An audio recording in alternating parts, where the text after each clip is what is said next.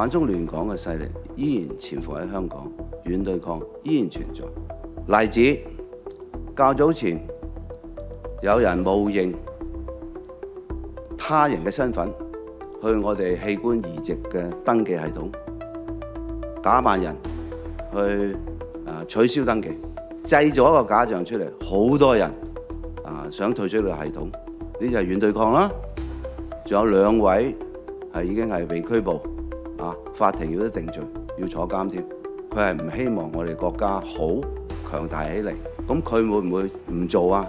現時你睇到國際形勢，佢仲係做緊。佢亦都曾經係安插咗不同嘅代理人喺香港，培育咗一班人。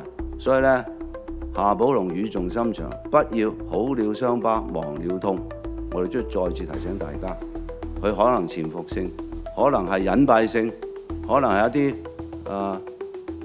欺騙性添。咁所以香港人當然係好君子嘅，如果唔係我哋唔會有咁多騙案啦，就做咗咁多宣傳，我哋小心啲特別喺呢方面嘅軟對抗。